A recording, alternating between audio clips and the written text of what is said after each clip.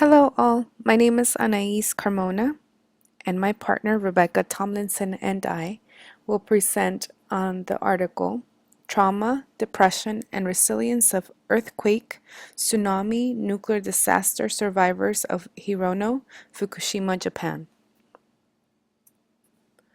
On March 11, 2011, a mega earthquake and tsunami struck the northeastern coast of Japan. The earthquake, with a magnitude of 9.0 on the Richter scale, was the most devastating disaster in Japan since the end of World War II, and the tsunami waves were reported to be in excess of 33 feet. Fukushima, among other cities, endured the most devastating property damages. These two natural disasters led to a Level 7 nuclear power plant disaster at the Fukushima Daiichi complex. This was the largest nuclear accident since the 1986 Chernobyl disaster. Many survivors were forced to evacuate to temporary housing due to rising radiation levels.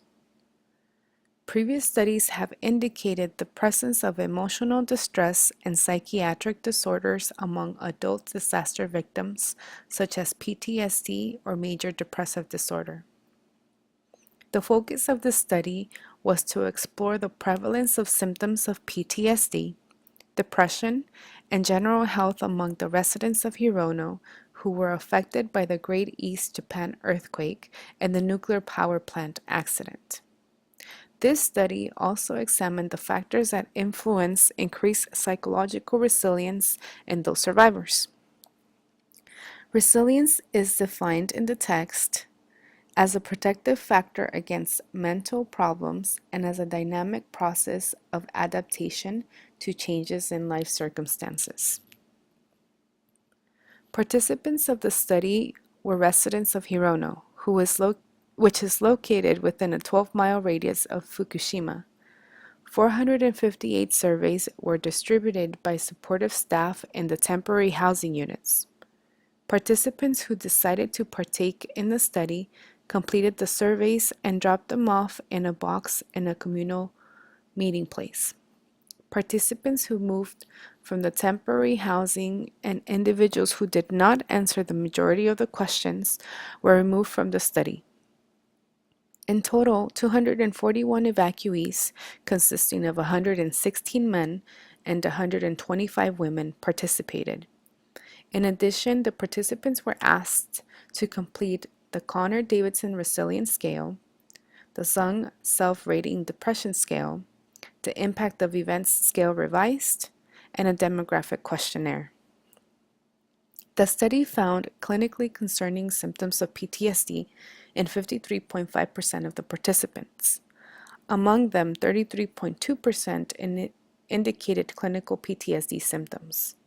As for depression, 66.8% reported symptoms of such, and among them 33.2% showed mildly depressive symptoms, while 19.1% and 14.5% demonstrated moderate and severe depressive symptoms. In addition, the researchers conducted regression analysis to investigate predictive effects of resilience on depression, PTSD, and general health using demographic factors on the questionnaires. These findings supported that participants who were younger than 60 years of age, female, unemployed, had poor eating and exercise habits, did not drink alcohol, and sleep less than 6 hours tended to be more depressed than their counterparts.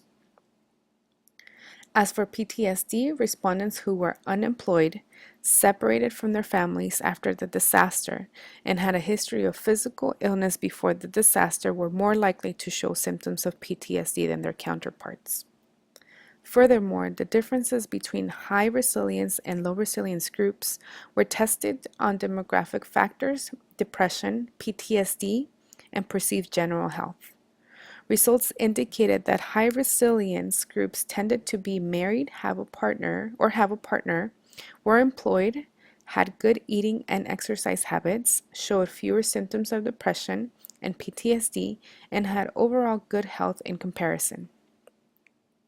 A simultaneous regression analysis found that socio-demographic factors such as employment, healthy eating and exercise habits, and drinking tended to show greater resilience.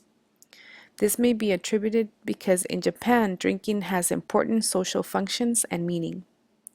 As expected, the results of this study indicated that resilience is a significant buffer for depression and PTSD. It is important to note that the population of Hirono, Japan, reported higher psychological problems in comparison to studies on the earthquake of Mexico City and Ecuador. However, this may be attributed to being one of the biggest earthquakes ever recorded, followed by the devastating effects of a tsunami and participants being forced to evacuate due to rising levels of radiation, causing separation of their families, neighbors, and communities. The researchers warn on overgeneralizing the results onto other populations due to sampling issues and other limitations. This concludes our presentation. Thank you for your time, and here are our references. Hope you enjoyed.